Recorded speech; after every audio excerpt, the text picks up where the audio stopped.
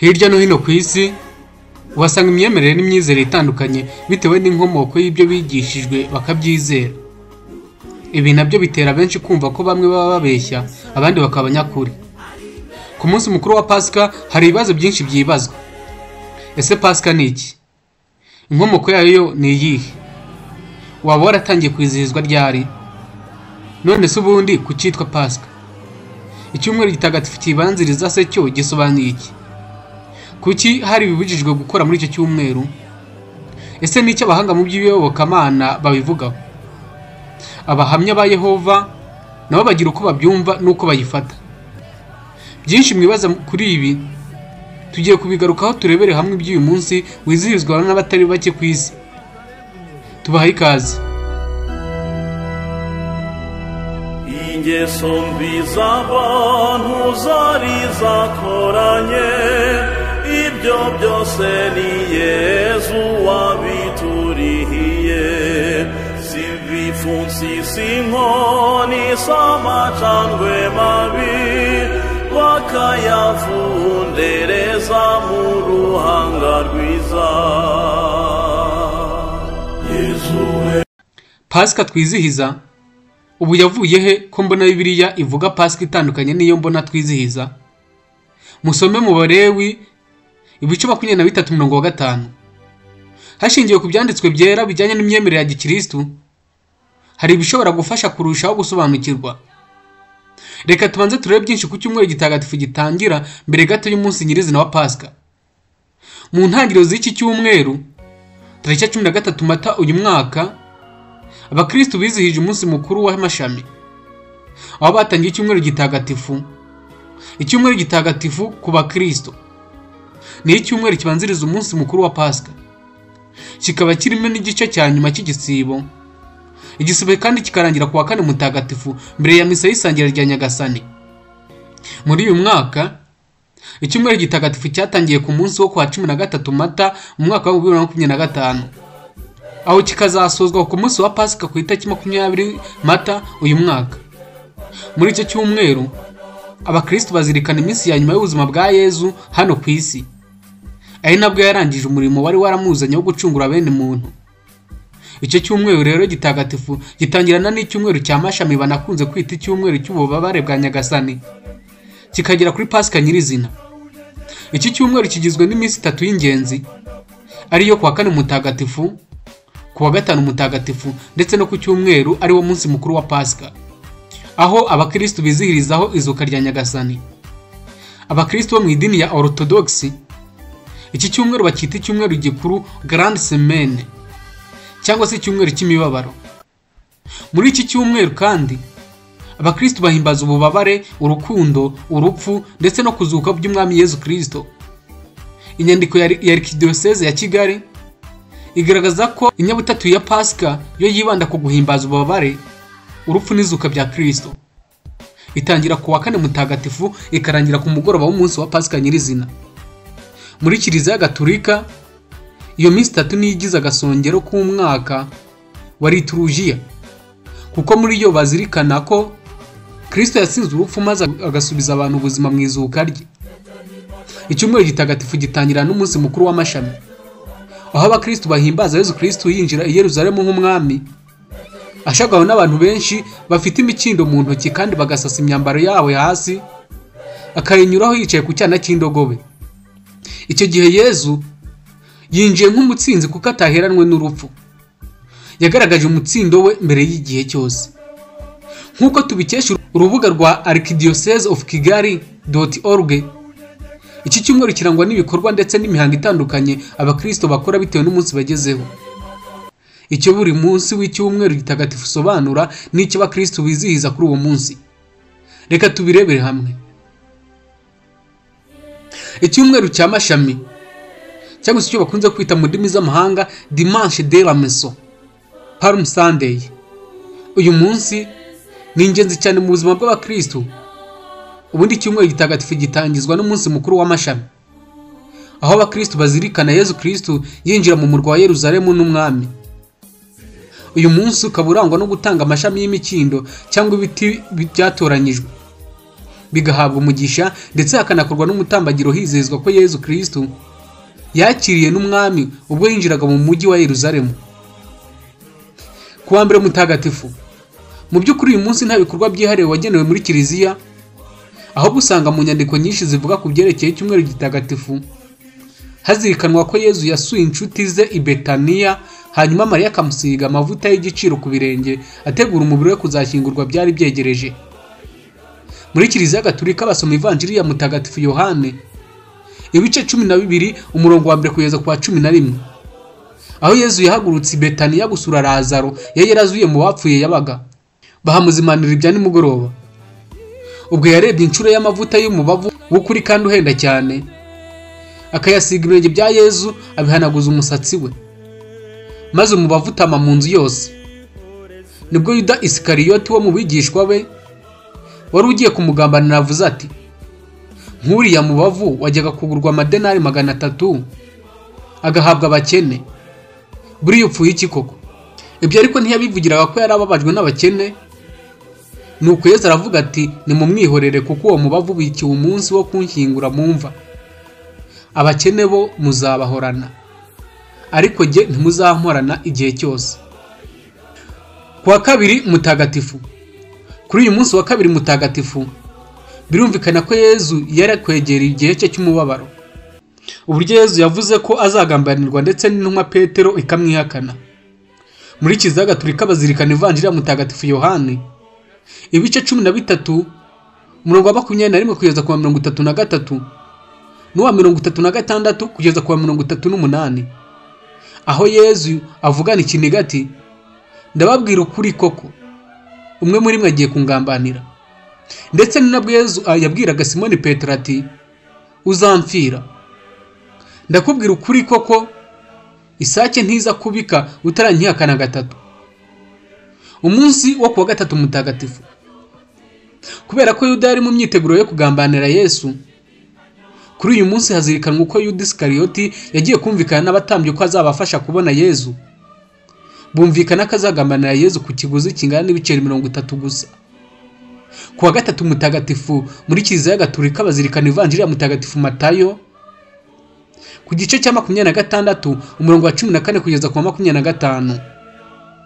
Reka turebe ibiba ku munsi wa kane mutagatifu. Kuri uyu munsi abakristo bazirikana Yezu yoza intumwa z'ibirenge ndetse n'isangira ryabo rya nyuma. Uwa kane mutagatifu ni umunsi Yezu aba yaraye ari bupfe. Kuri uyu munsi kandi abakristo bibuka itegeko ry'urukundo Yezu yategetse abigishwa be ubwo yicishaga bugufi imbere yabo akaboza ibirenge. Amaze kuboza ibirenge no gusubizamo umwitero we, yabwiye abigishwa bati, aho mwumvise ibyo maze kubagirira munyita umwigisha na nyagasani, ni kuko muvuga neza kuko ndiwe. Ubwo rero mbogije ibirenge kandi ndi nyagasani n'umwigisha, namwe murajye mwozanya ibirenge byanyu ubwanyu. Ni urugero mbahaye kugira ngo uko nabagiriye abe ariko namwe mugirirana ubwanyu. Kuwa kane mutagatifu rero muri kiliziya gatolika bazirikana ivanjiri ya mutagatifu Yohane ibice 13 umurongo wa 1 kugeza kwa 15. Reka turebe iby'umunsi wo kuwa gatanu mutagatifu.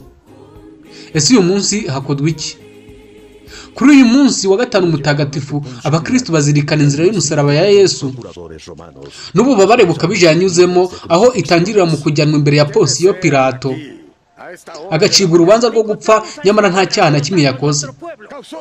Bamwikoreje umusaraba we, hanyuma bawumubamba ku musozi wa Goligota, nanone witwa umusozi wa Nyabihanga. Abakristo batandukanye bakaba kuri uyu munsi bakora ibikorwa byo kwibabaza birimo kwiyiriza no kwigomwa byinshi mu rwego rwo kwifatanya na Yezu mu kababaro no kuzirikana inzira y'umusaraba yanyuzemo kugira ngo acungure mwene muntu. Muri kiliziya gatolika bazirikana ivanjiri yanditswe na mutagatifu Yohane ibice 18 umurongo wa 1 kugeza kwa 19 n'uwa 42. Uwa gatanu mutagatifu n'umwe mu minsi mitagatifu itegura Pasika cyangwa se ikizwe nk'izuka rya Yezu. Uri no minsi y'ikiruhuko igenwa na leta. Mu guhimbaza uwo munsi usanga bamwe mu bakristo by'umwihariko abasengera muri kiliziya gatolika biyiriza aho binaniye bakarya indi mafunguro ariko bakirinda inyama. Reka turabivugwa kuri uyu munsi. Kigali Today yaganiriye n'abakristo ndetse na Padiri Rushigajiki Jean Pierre tariki 29 Werurwe umwaka ushize wa 2024. Bamwe mu baganiriye na Kigali Today by'umwihariko abageze mu za bukuru basobanura impamvu kurya inyama ku wa gatanu mutagatifu babifata nk'icyaha. Umukecuru wo muri Paruwasi Katedrali ya Ruhengeri yagize ati inyama iyo uzirebye ubona umubiri n'amaraso. Ntabwo rero twaba turi mu kababaro k'urupfu rw'umucunguzi wacu ngo twongere turye ibigaragaramo amaraso. Yarongeye agira ati ubundi no mu muco nta muntu waryaga inyama ariko kiriyo uretse ibyubu byateye. Ayega kabuga kararyoha ariko twakagombye kukigomwa tuzirikana umucunguzi wacu Yezu Kristo. Umusaza wo muri Paruwasi ya Busogo ati ngize imyaka 70 ariko sinigeze nkinisha kurya inyama ku wa gatanu mutagatifu. Abazirya bashiritse ubwoba. Uyu ni umunsi wo kwiyiriza no kwiyeza kugira ngo tuzazukane na Yezu Kristo dutunganye. Mu kumenya icyo abahanga mu bya Kiliziya bavuga kuri icyo kibazo, Kigali Today yegereye Padiri mukuru wa Paruwasi ya Shyorongi Rushigajiki Jean Pierre agira icyo avuga ku bijyanye n'inyama ku munsi wa gatanu mutagatifu. Yatangiye asobanura umunsi wa gatanu mutagatifu ati uwa gatanu mutagatifu uri mu minsi y'inyabutatu ya Pasika, by'umwihariko ukaba umunsi tuzirikanaho urupfu rw'umwami wacu Yezu Kristo. Yarongeye agira ati Kiliziya isaba abakristo kuba mu isengesho cyane ndetse bakirinda n'urusaku bakarangwa no kuzirikana cyane ububabare bw'umwami wacu Yezu Kristo n'urupfu rwe dukesha umukiro, uko biganisha kwizuka ndetse ku isaha ya saa 9 umukristo akajya mu bubabare bwa Kristo agahura n'abandi bagahimbaza ububabare bwa Kristo. Ndetse n'usiba abagomba kugira ikindi kintu mu buzima yiyaka cyane cyane nk'icyaha cyangwa ingeso yamwokamye agaharanira kubivamo. Yavuze ko bamaze kugira umuco wo kutarya inyama ku wa gatanu mutagatifu ari byiza nk'umuco mwiza wa gikristo, ariko bakirinda ko bibagira abacakara mu mitekerereze. Akomeza agira ati kandi hari uyirya ari bwo yibonye cyangwa se muganga yayimwandikiye, ndetse kuwo ntabwo wahita uca urubanza, ariko ubundi ni umwitozo mwiza, ni umuco mwiza. Ku wa gatanu mutagatifu abashakanye basabwa kwifata kandi. Padiri Rushigajiki Jean Pierre yavuze ko mu bindi bisabwa ku wa gatanu mutagatifu harimo no kwifata ku bashakanye mu rwego rwo kurushaho gutekereza neza kuri Nyagasani. Akomeza agira ati ubundi ku wa gatanu mutagatifu Kiliziya Gatolika isaba n'abashakanye kwifata kugira ngo imitekerereze yabo, roho zabo zerekeze kuri Nyagasani kurusha uko bakwitekerezaho bo ubwabo, ahubwo batekereze kuri Nyagasani no kubavandimwe bagomba gukunda nk'uko Kiliziya bitwigisha. Abajijwe kubarenga kuri ayo mabwiriza yagize ati ubirenzaho abadohotse hasigara hakora umutima nama we n'Imana ye. Ntabwo najya gushinja umuntu ibintu ngo yakoze ibidashoboka cyangwa se ngo yakoze ibidakorwa, ariko haba harimo kudohoka gukabije, kuko hari n'igihe ubirengaho kubera impamvu zishobora kumvikana. Arongera aterega ubundi mu bukristo hakora umutima nama cyane. Wowe ubwawe biragushinja, kandi niba uzi ko warenze ku byo Kiliziya gusaba wakagombye kuba ufite impamvu yumvikana yabiguteye. Padiri Rushigajiki Jean Pierre yasabye abakristo kuzirikana ku bubabare bwa Yesu Kristo buganisha kwizuka n'umutsindo bye no kuzirikana ibyo Kiliziya bigisha. Abibutsa ko kuri uyu munsi hari no gusabwa ituro ry'umwihariko ritangwa kugira ngo habungabungwe ibimenyetso biranga aho Yezu yabaye nk'ahantu hakwiye kubahwa. Reka turebe ku munsi wa gatandatu mutagatifu bikorwa. Umunsi wo ku wa gatandatu mutagatifu ni umunsi ukurikira urupfu rwa Yezu. Abakristo birwa bazirikana ububabare n'urupfu rwa Nyagasani. Nyuma y'urupfu rwa Kristo abigishwa be bumvise ko byose birangiye. Bagereranya ububasha ibimenyetso binyuranye yari yarabagaragarije nk'umuhanuzi ukomeye, kandi n'ukuntu apfuye urukozasoni nta no kugerageza kwirwanaho, bagasanga bitajyanye agahinda n'intimba byari bibuze uyu mutima. Ni umunsi mu Kiliziya urangwa ahanini n'ituze ndetse no kuzirikana, kuko umwijima uba wasakaye, urumuri rw'izuka rutarahinguka. Icyakora ku mugoroba w'uyu munsi, kuri uyu munsi kandi abakristo bateranira hamwe mu gitaramo cya Pasika aho baba biteguye izuka ry'umucunguzi. Muri Kiliziya Gatolika kandi uyu munsi bazirikana ivanjiri rya mutagatifu Matayo ibice 28 umurongo wa mbere kugeza ku wa 10. Reka turebe noneho umunsi wa Pasika nyirizina. Icyumweru gitagatifu kikaba gisozwa n'umunsi mukuru wa Pasika nyirizina, aho abakristo bishimira kandi bakizihiza izuka rya Yesu. Ugasanga abakristo banezerewe cyane, bateguye indabo nziza, bagerageje kwambara neza ndetse n'indi myiteguro inyuranye. Kuri uyu munsi kandi abakristo bazirikana ko umwami yatsinze urupfu burundu. Muri Kiliziya Gatolika igihe cya Pasika ni igihe cya liturujia gitangira n'igitaramo cya Pasika kikageza ku munsi mukuru wa Pentekosti. Ku cyumweru cya Pasika ni umunsi Kristo yazutseho akava mu bapfuye. Ni umunsi w'akataraboneka ku bakristo, umunsi basingiriza Imana Data ko yabugururiye amarembo y'ubugingo bw'iteka, ibigirishije umwana wawe w'ikinege watsinze urupfu maze akazuka. Kuri uyu munsi muri Kiliziya Gatolika bazirikana ivanjiri ya mutagatifu Yohane ibice 20 umurongo wa mbere kugeza ku wa 9. Yesu Kristo yatangije uwo muhango mu ijoro ryo ku Pasika y'Abayahudi yo mu mwaka wa 33. Pasika yizihizwaga rimwe mu mwaka. Ku munsi wa 14 w'ukwezi kw'Abayahudi kwitwaga Nisani. Uko bigaragara Abayahudi bategerezaga umunsi wo mu gihe cy'urugarye, aho amanywa n'ijoro byabaga bireshya kugira ngo bamenye iyo tariki. Umunsi w'imboneko z'ukwezi kwakurikiraga wabaga ari umunsi wa mbere w'ukwezi kwa Nisani. Pasika yatangiraga nyuma y'iminsi 13 izuba rirenze. Yesu yizihije Pasika ari kumwe n'intumwa ze. Abanza gusohora Yuda Iskariyota abona gutangiza umuhango w'ifunguro ry'umwami rya nimugoroba. Kubera ko iryo funguro ryasimbuye Pasika y'Abayahudi, ryagombye kwizihizwa inshuro imwe gusa mu mwaka. Ivanjiri ya Matayo igira iti: Yesu afata umugati, amaze gushimira arawumanyura, awuha abigishwa be, arababwira ati nimwakire murye, uyu ugereranya umubiri wanjye. Nanone kandi afata igikombe, amaze gushimira arakibahereza, maze arababwira ati nimunyweho mwese, kuko iki kigereranya amaraso yanjye y'isezerano, agomba kumenwa ku bwa benshi kugira ngo bababarirwe ibyaha byabo. Ibi tubisanga muri Matayo ibice 26 umurongo wa 26 kugeza ku 28. Hari abatekereza ko Yesu yafashe umugati akawuhindura umubiri we na divayi, akayihindura amaraso ye. Icyakora igihe Yesu yahaga abigishwa b'uwo mugati, yaragifite umubiri we wose. None si intumwa za Yesu zaba mu by'ukuri zarariye umubiri we, zikanywa n'amaraso ye? Oya, kuko ibyo byari kuba ari ukurya inyama y'umuntu no kunywa amaraso ye, kandi byari binyuranyije n'amategeko y'Imana. Ibyo tubisanga mu ntangiriro ibice 9 umurongo wa 3 kugeza ku wa 4, no mu Balewi ibice 17 ku murongo wa 10. Dukurikije uko bivugwa muri Luka 22 umurongo wa 20, Yesu yagize ati: iki gikombe kigereranya isezerano rishya rishingiye ku maraso yanjye agomba kumenwa ku bwanyu. Ese icyo gikombe cyahise gihinduka isezerano rishya? Ibyo ntibyari gushoboka kubera ko isezerano atari ikintu gifatika, ahubwo ari nk'amasezerano abantu bagirana. Kubw'ibyo rero umugati na divayi bari ibigereranyo gusa. Umugati ugereranya umubiri utunganye wa Kristo. Yesu yakoresheje umugati wari wasigaye mu gihe cy'ifunguro rya Pasika. Nta musemburo wari muri uwo mugati. Ibyo byanditse mu Kuva 12 umurongo wa 8.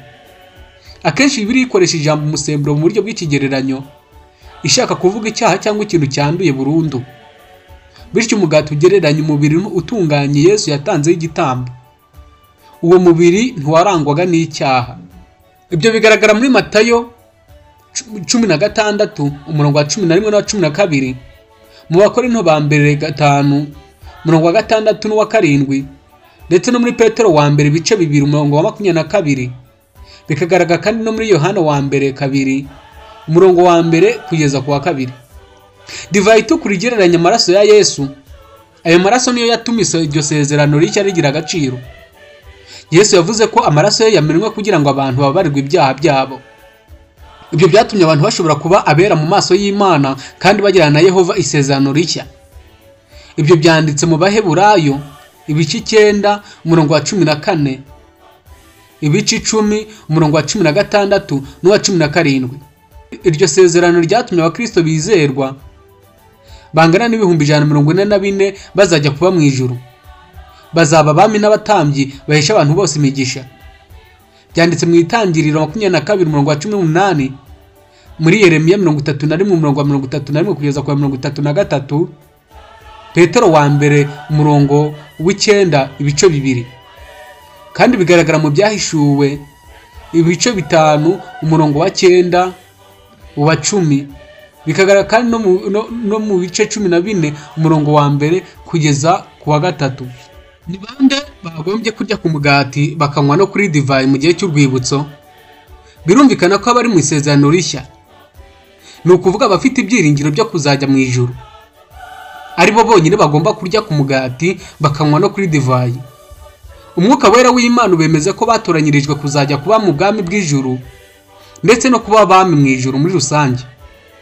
Ibyo bigaragara mu Baroma ibice 8:16. Nanone bagiranye na Yesu isezerano ry'ubwami. Byanditse muri Luka ibice 22:29. Bite se ku bafite ibyiringiro byo kuzabaho iteka mu isi izahinduka paradizo? Nabo bumvira itegeko rya Yesu bakaza kwizihiza ifunguro ry'umwami na rya nimugoroba ari indorerezi gusa, ariko ntibarya ku mugati cyangwa banywe kuri divayi. Abahamya ba Yehova bizihiza ifunguro ry'umwami rya nimugoroba rimwe mu mwaka ku itariki ya 14 Nisani izuba rirenze. Nubwo abantu babarirwa mu bihumbi bike gusa aribo bagaragaza ko bafite ibyiringiro byo kuzajya mu ijuru, uwo muhango ni uw'agaciro cyane ku bakristo bose. Utuma bose batekereza ku rukundo ruhebuje Yehova Imana na Yesu Kristo batugaragarije. Ibyo byanditse muri Yohana ibice 3:16. Reka noneho turebe byimbitse Pasika icyari cyo nyuma yo kugaruka ku minsi mitagatifu yibanziriza. Pasika cyangwa se ibyitwa Passover ni ijambo rivuga kunyuraho kuko Abisirayeli bakoreye kubigaragara, bakarindwa marayika murimbuzi wanyuze ku mazu bari barimo mu Misiri ntarimbure imfura zabo kubw'amaraso bari basize ku nkomanizo z'imiryango y'inzu. Kuri bo Pasika yari ikimenyetso cyo kuva mu Egiputa cyangwa se mu Misiri bakajya i Kanani nk'uko tubisanga mu Kuva n'iyimuka Misiri ibice 12:13 kugeza mu wa 14. Uko Pasika yakozwe n'Abisirayeli bitegura kuva mu Misiri, bari umwana w'intama wa Pasika bawurisha imboga zisharira n'imitsima idasembuye. Bawuriye vuba vuba bahagaze, bakenyeye, bakwesa inkweto, bafashe inkoni, umuryango wose uri kumwe. Basize amaraso y'uwo mwana w'intama ku nkomanizo no mu ruhame rw'umuryango. Ibi byanditse mu Kuva ibice 12 umurongo wa 1 kugeza kwa 13. Ibi byasobanuraga iki rero? Umwana w'intama washushanyaga Yesu Kristo wabambwe ari umusore uzira inenge. Imboga zisharira zashushanyaga ukubabazwa n'ibyaha. Kwirya bahagaze bicumbye inkoni bakwesa inkweto byo bigashushanya kwitegura urugendo bamaramaje. Gusiga amaraso ku nkomanizo no ku ruhame rw'umuryango bikagereranya ubushobozi n'uburinzi biterwa no kwizera amaraso ya Yesu Kristo. Ibi byanditse mu Baheburayo ibice 11:28. Ikindi byasobanuraga umuntu wese wari kumwe n'Abisirayeli akamira ibyabo yari yemerewe ibyo iyo Pasika, uhereye ku bana ukageza ku basaza, kuko Yesu yacunguye bose. Bageze i Kanani byagenze bite? Batambaga ibitambo bishushanya Kristo. Pasika yamaraga iminsi 7. Bariyaga ibya Pasika bicaye begamiye iburyo, bafite umukene wo kuboza ibirenge. Bakoreshaga imitsima idasembuye y'ingano n'ibigori nk'uko byanditse muri Yosuwa ibice 5 umurongo wa 10 kugeza kwa 12. Pasika yakorerwaga i Yerusalemu honyine.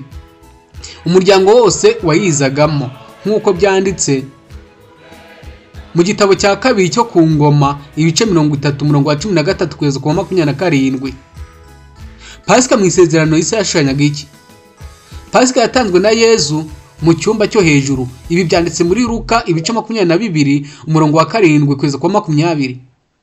Yesu yogeje ibirenge by'intumwa ze kandi abategeka kujya babyozanya igihe cyose bakoze uwo muhango. Byanditse muri Yohana ibice 13 umurongo wa 14. Bakoresheje imitsima cyangwa se imigati idasembuwe na divayi y'umutobe. Byanditse muri Luka ibice 5 umurongo wa 38. Muri iryo funguro ryera Yesu yasangiye n'abigishwa be ntiyirukanye na Yuda umugambanyi. Umutsima cyangwa se umugati umwe Yesu yamanyaguye n'igikombe kimwe banywereyemo byose byashushanyaga umubiri we n'amaraso ye nk'isoko imwe yo gukiza abanyabyaha. Pasika yo mu isezerano rya kera niryo funguro ryera. Mu isezerano risa n'urwibutso rwo gupfa no kuzuka by'umwami wacu Yesu Kristo. Byanditse muri Luka ibice 22 umurongo wa 19 kugeza kwa 20. Uyu muhango w'ifunguro ryera twibuka urupfu rwa Yesu no gucungurwa kwa muntu. Ugomba gukorwa neza uko byategetswe na Yesu kugeza ku mperuka y'isi. Ibi ni byanditse mu Bakorinto ba mbere ibice 11 umurongo wa 26 kugeza ku wa 30. Icyumba cyo hejuru n'amaso yo kwizera. Koza ibirenge ni ukubabarira no gukorera abandi. Imitsima idasembuwe ni ukuri no kutaryarya.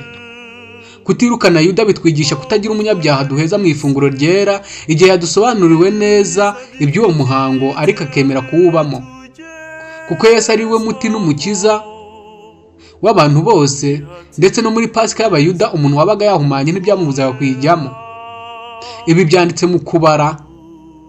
Ibi byanditse mu gitabo cya Kubara ibice 9 umurongo wa 10 ndetse n'igitabo cya kabiri cyo ku Ngoma ibice 30 umurongo wa 17. Nkuko iminsi 7 yari yo gukora imyiteguro ya Pasika, niko n'umuntu wese asabwa imyiteguro y'umutima yo kwihana no kwatura ibyaha kugira ngo yezwe n'urwo rwibutso aho gucirwaho iteka narwo. Ibi byanditse mu Bakorinto ba mbere mu bice 11 umurongo wa 27 kugeza ku 33. Kera wihezaga muri Pasika yacibwaga muri Isirayeli. Mu isezerano rishya aho Yesu ari niho abanyabyaha babyiganira ngo bakizwe nawe, kuko umucunguzi yavuze ati aho intumbiri niho inkongoro ziteranira. Ibi byanditse muri Matayo umuco wa 24 umurongo wa 28. Pasika y'amadini ya Gikristo n'ifunguro ryera. Pasika ikorwa mu madini n'amatora anyuranye yo ku isi. Ahenshi isigaranye izina gusa, naho imikorere yayo ni imihimbano ivanzwemo n'imigenzo bitategetswe na Yesu. Muzabigenzure namwe. Pasika y'ubu ntisa niyakorewe mu Egiputa igihe biteguraga kuvayo. Ntihuye n'Abisirayeli bakoreraga i Kanani. Ibiramambu nta nubwo ihuje n'ibyo Yesu yakoreye abigishwa be, akayidusigira ngo isimbure izo zombi zayibanjirije. Byanditse mu Bakorinto ba mbere ibice 10 umurongo wa 14 kugeza ku 22. Aha niho twabikuye. Iyi mihango ya Pasika ngaruka mwaka ikorwa hagati y'itariki ya 21 z'ukwa gatatu na 18 z'ukwa kane buri mwaka. Yashyizwe na Kiliziya Gatolika guhera mu mwaka w'136 bikozwe n'abapapa bane aribo Papa Telesforo wategetse guhera mu 125 kugeza mu mwaka w'136, Papa Pio wa mbere wategetse guhera mu 140 kugeza mu mwaka w'150, Papa Niseti wategetse guhera mu mwaka w'155 kugeza mu mwaka w'166, Papa Victori wategetse guhera mu mwaka w'189 kugeza mu mwaka w'199. Uyu mupapa Victori niwe wategetse ko abepiskopi bareka guhimbaza Pasika kiyahudi, ahubwo ngo bajye bayihimbaza bakurikije imihango y'Ibinyaroma. Ibi byaje kwemezwa burundu mu nama y'Nice mu mwaka wa 325 nyuma ya Kristo. Iyi Pasika ikaba igomba kuba ku cyumweru gusa ku wa mbere w'iminsi 7 kandi kanabanzirizwa n'igisibo cy'iminsi 40. Ku Bakatolika n'abandi bafite imyemerere ya Gikristo uyu munsi bakawita umunsi mukuru w'izuka rya Yesu cyangwa Yesu. Byabaye ngombwa ko tureba n'icyo abahamya ba Yehova bavuga kuri uyu munsi mukuru wa Pasika. Tunyarukira kuri www.gw.org. Abahamya ba Yehova tugiye kureba icyo bavuga kuri Pasika. Pasika ni iki? Icyo Bibiliya ibivugaho. Pasika ni umunsi mukuru wizihizwa n'Abayahudi bibuka igihe Imana yakuraga Abisirayeli mu bucakara bwo mu Egiputa mu mwaka w'1513 mbere y'ivuka rya Yesu. Imana yategetse Abisirayeli kujya bibuka icyo gikorwa buri mwaka. Tariki ya 14 y'ukwezi kwa Abibu ukurikije kalendari ya Kiyahudi ari naho kwaje kwitwa Nisani. Ibi byanditse mu Kuva ibice 12 umurongo wa 42 no mu Balewi ibice 23 umurongo wa 5. Kuki yitwa Pasika? Ijambo Pasika ryerekeza ku gihe Imana yarindaga Abisirayeli ibyago byatumye imfura zose zo mu gihugu cya Egiputa zipfa. Byanditse mu Kuva ibice 12 umurongo wa 27 n'ibice 13 umurongo wa 15.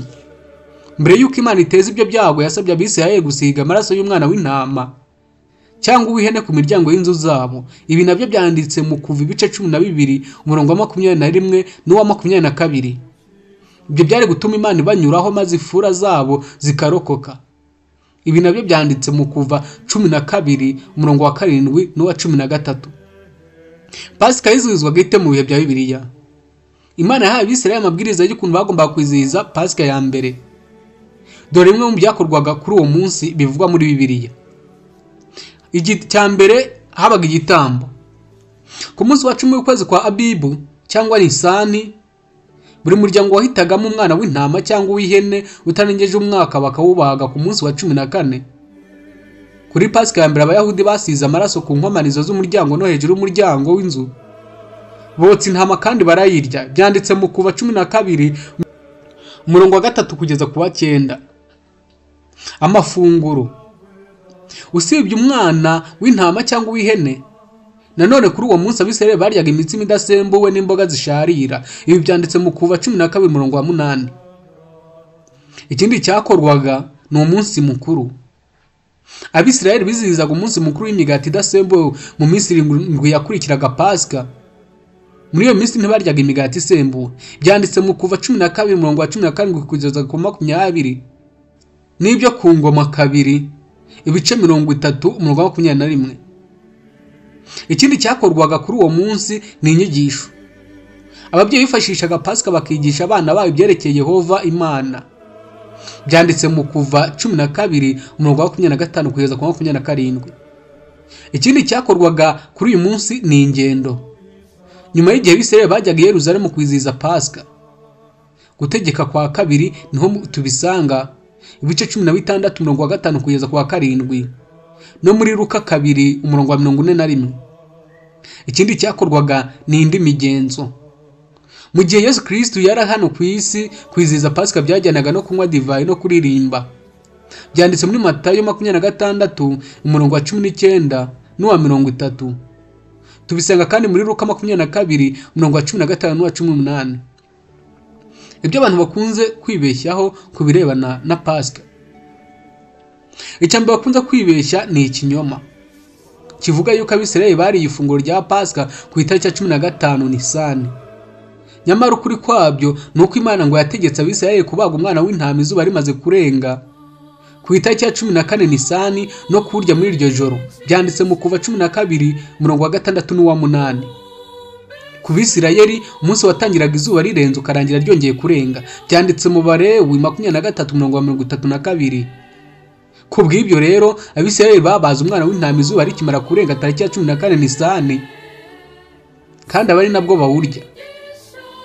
Ikindi kintu abantu bakunze kwibeshyaho ku birebana na Pasika nuko ngo abakristo bagomba kwizihiza Pasika.